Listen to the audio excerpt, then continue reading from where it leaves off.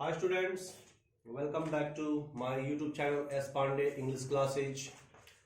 Today I'm going to teach all of you transformation of assertive and in negative sentences. A chapter school going kids और as well as college going students के लिए भी important है. इसी कड़ी में मैं आज आप लोगों को बताने जा रहा हूं. बहुत सारे बच्चों को दिक्कत आती है समझने में. वे मिस्टेक करते हैं समझने में. What's the word to change और to interchange mean. To change का अर्थ होता है स्ट्रक्चर और मीनिंग दोनों को बदल देना. साथ ही साथ ट्रांसफॉर्मेशन और इंटरचेंज का अर्थ होता है सिर्फ और सिर्फ स्ट्रक्चर को बदलना, मीनिंग को सेम रखना, मीनिंग में कोई बदलाव नहीं लाना. तो ये बातें विद्यार्थी अच्छे से सीख लेंगे, समझ लेंगे. जब भी आपको ट्रांसफॉर्म करने के लिए कहा जाए या इंटरचेंज करने के लिए कहा जाए तो आपको क्या करना है.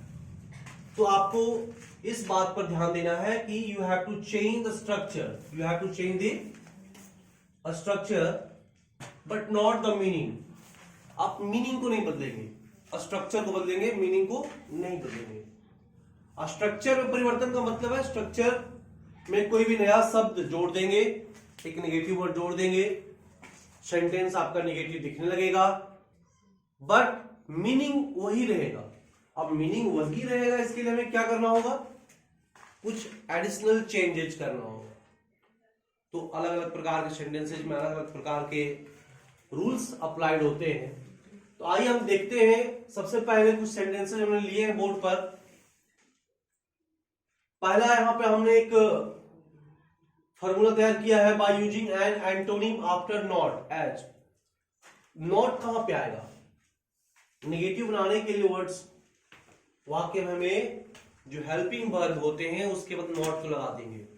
वाक्य हमारा नेगेटिव बन जाएगा बट चेंज हो जाएगा, ट्रांसफॉर्म नहीं होगा. ट्रांसफॉर्म में लाने के लिए क्या करना होगा, हमें जो वर्ड्स होंगे बेसिकली एडजेक्टिव वगैरह उसके एंटोनिम्स का प्रयोग करेंगे, उसके एंटोनिम्स को जानेंगे. जैसे अभी आपके सामने एक एग्जांपल यहां पे दिया हुआ है, you are an intelligent student. अगर हम इसे निगेटिव में चेंज करते हैं तो बहुत कम मेहनत करना होगा, हमें यहां पे सिर्फ नॉट लगा देना होगा और इस सेंटेंस हमारा निगेटिव में चेंज हो जाएगा. दैट मीन्स कि सेंटेंस का मीनिंग निगेटिव हो जाएगा. अफर्मेटिव और निगेटिव, यहां पे असर्टिव निगेटिव नहीं है, अफर्मेटिव निगेटिव. किसी भी प्रकार के सेंटेंस के अफर्मेटिव फॉर्म हो सकते हैं, निगेटिव फॉर्म हो सकते हैं. जैसे असर्टिव सेंटेंस होते हैं, इंटेरोगेटिव सेंटेंस होते हैं, इंपैरेटिव सेंटेंस होते हैं, ऑप्टेटिव होते हैं, एक्सक्लेमेटरी होते हैं. तो किसी भी प्रकार के सेंटेंसेस का ये दो फॉर्म हो सकता है. सॉरी, यहां पे अफर्मेटिव लिखना होगा हमें.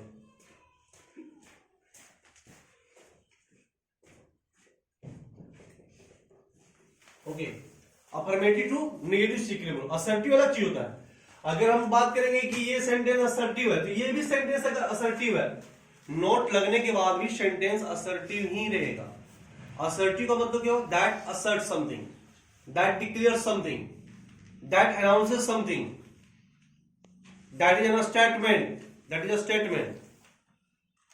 तो अफर्मेटिव टू निगेटिव करने के लिए क्या करना होगा, चेंज करने के लिए सिर्फ हम लोग हेल्पिंग वर्ब के साथ नॉट का प्रयोग करेंगे. जिन वाक्यों में हेल्पिंग वर्ब नहीं दिखते हुए, वैसे बहुत कम वाक्य होते हैं जैसे सिंपल प्रेजेंट और सिंपल पास्ट के वाक्य होंगे जिनमें आपको हेल्पिंग वर्ब पहले से देखने को नहीं मिलेगा. वैसे वाक्यों में आप डू डज और डिड का प्रयोग करके नॉट का प्रयोग करते हैं, बचपन में ही सीखे होंगे. तो चलिए अब देखते हैं सेंटेंस को. ये तो नॉट लगा देने से सेंटेंस नेगेटिव हो जाएगा, यानी कि चेंज होगा, बट इंटरचेंज करना है हमें. यहां पे मीनिंग में बदलाव नहीं लाना है. मीनिंग परस्पर वही रहेगा, you are an intelligent student, कि आप एक बुद्धिमान या तेज विद्यार्थी हैं। तो इसके लिए हमें क्या करना होगा, इस वर्ड का एक एंटोनिम खोजना होगा, that is dull, that is dull. Now you are not dull, a dull student. ध्यान देंगे, यहां पे आर्टिकल एड है बट यहां पे आर्टिकल आ है। देखिए एक ही साथ कई चीजों को बताया जाना चाहिए, तभी विद्यार्थी अच्छे से सीख पाते हैं। मीन्स जहां भी चेंजेस अकर होगा वो आपको दिखना चाहिए। एंड इंटेलिजेंट जस्ट बिकॉज यहां पे आपका एक वोवेल लेटर और साउंड है, यहां पे आ लगा है जस्ट बिकॉज यहां पे जो फर्स्ट वर्ड है इसके बाद उसका फर्स्ट साउंड जो है कॉन्सोनेंट है, इसके लिए चेंज हुआ। ये सब पर भी ध्यान रखना आपको। Next sentence is the knife is sharp. सभी समझ सकते हैं सेंटेंस, बहुत ही इजी सेंटेंस है। द नाइफ इज शार्प, चाकू तेज है, तीक्ष्ण है। अब ये तेज शब्द का एंटोनिम खोजेंगे, क्योंकि हमारा एक फॉर्मूला है, इसी के तहत बनाना है हमको। द नाइफ इज शार्प, ठीक है। इज यहां पे हेल्पिंग वर्ब का प्रयोग किया गया है। बेसिकली मैं बता देना चाहूंगा हेल्पिंग वर्ब क्या होते हैं। हेल्पिंग वर्ब ऑक्सिलरीज होते हैं जो टू बी, टू डू और टू हैव के रूप होते हैं, और साथ ही साथ मॉडल वर्ब्स होते हैं। अगर हम बात करें नंबर्स ऑफ ऑक्सिलरी वर्ब्स की, तो ये 24 है। To be that means is, are, am, was, were. To do that means do, does, did. To have that means have, has or had, and models can, could, may, might, shall, should, will, would, must, need, dare, used to और ought to। ये 24 verbs helping verbs कहलाते हैं। अगर वाक्य में आपको दिख जाते हैं, आप बेखौफ होकर के इनके बाद नॉट का प्रयोग करेंगे, वाक्य आपका निगेटिव में चेंज हो जाएगा। बट यहां पे मैटर है इंटरचेंज का, ट्रांसफॉर्मेशन का। सेंटेंस को निगेटिव में लाना है, लेकिन मीनिंग को बदलना नहीं है, मीनिंग को बदलना नहीं है। तो आइए यहां पे देखिए हेडवर्ड है आपका शार्प, इसका होगा ब्लंट। कितने लोगों को पता है जी? बहुत सारे लोगों को पता होगा। Sharp, blunt. The knife is sharp, already यहां पे इज लगा हुआ है, नॉट लगाएंगे, आपका सेंटेंस बन जाएगा the knife is not blunt. Next sentence आपका जो दिख रहा है ये आपका असर्टिव सेंटेंस नहीं, अभी हमने बताया था कि अलग अलग प्रकार के सेंटेंसेस का अफर्मेटिव नेगेटिव होता है। ये आपका है imperative sentence. Remember to bring your books with you. देखिए जो इंपैरेटिव होते हैं वो वर्ब से शुरू होते हैं। वर्ब का basic form two plus verb होता है, इससे हम लोग इन्फिनिटिव करते हैं। इन्फिनिटिव को भी दो भागों में बांटा गया है, फुल इन्फिनिटिव और bare infinitive. Bare infinitive that means की without to, more like verb one. ये दिखने में वर्ब वन की तरह होते हैं, but they are not verb one, they are bare infinitive और इन्फिनिटिव विदाउट टू। वर्ब के मुख्य रूप में से टू को हटाया गया है यहां पे। अब इस सेंटेंस का निगेटिव बनाने के लिए लोगों को क्या करना पड़ता है, इसमें कोई हेल्पिंग वर्ब खोजेंगे तो नहीं मिलेगा इस वर्ब के साथ, तो सेम यहां पे डू का प्रयोग करते हैं, डोंट लगाते हैं। तो चलिए इसका तो निगेटिव हो गया, डोंट, सॉरी लिसन। रिमेंबर का अपोजिट फॉरगेट, रिमेंबर का opposite antonym forget. Don't forget to bring your books with you. Clear? Next segment में हम लोग देखेंगे by using double negative. Double negative क्या है? आप लोग मैथ्स पढ़े होंगे, बहुत अच्छे विद्यार्थी होते हैं मैथ्स के।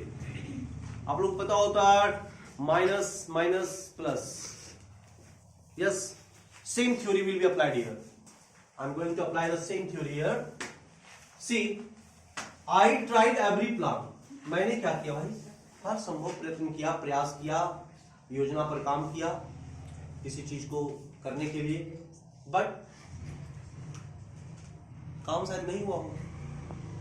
तो हम कह सकते हैं इसको निगेटिव वे में, दैट मीन्स कि सेंटेंस को यहां पे निगेटिव में ट्रांसफॉर्म करना है, बट मीनिंग वही रहेगा। नहीं तो हम लोग कह सकते हैं tried didn't, I left no plan untried, या फिर I didn't leave any plan untried, दोनों हो सकता है। तो जनरली हम लोग क्या करते हैं, एक negative word left, I left no plan, tried का अपोजिट अनट्राइड। ध्यान दीजिएगा, दो माइनस का आने का मतलब क्या हुआ, एक नेगेटिव वर्ड का प्रयोग कर दिए, दूसरा भाई अगर वर्ड ट्राइड आपका पॉजिटिव में है तो इसका अपोजिट वर्ड क्या हुआ, माइनस में, सेम अनट्राइड। तो I left no plan untried, मैंने कोई प्लान अनट्राइड छोड़ा ही नहीं। I was hopeful, next sentence आपका, I was hopeful, that means without, देखिए आई वॉज नॉट अगर लगा दे बिना आशा का, आशा का और बिना आशा का, I was not without hope. Clear, not और विदाउट आपके यहाँ पे दो नेगेटिव वर्ड्स है जो सेंटेंस को फिर पुनः पॉजिटिव मीनिंग दे रहे हैं। Every rose has a thorn, देखो इसमें थोड़ा सा चेंजेस होगा, there is no rose, no rose. अब ये तो एक नेगेटिव हो गया, देयर इज नो रोज, और without a thorn, without a thorn, there is no rose without a thorn, इससे एक नेगेटिव बना। तो डबल नेगेटिव, दैट मीन्स कि ये सेंटेंस का मीनिंग सेम रह गया। देयर इज नो रोज, ऐसा कोई गुलाब नहीं होता है जिसमें कांटे ना हो, यानी कि हर गुलाब में कांटे होते हैं। The policeman will accept the bribe. The policeman will accept the bribe. See, will accept, accept कर लेगा, ठुकराएगा नहीं। अब हम लोग इस पर भी काम कर सकते हैं। The policeman will not fail to accept the bribe. Bribe घूस, policeman जो होंगे वो घूस को लेने में असफल नहीं रहेंगे, वो देंगे।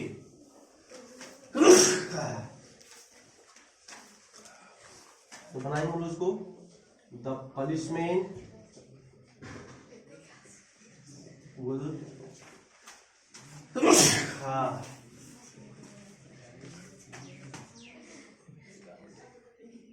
not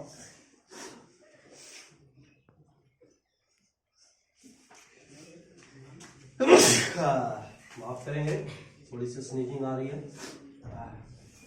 will not fail to accept the bribe.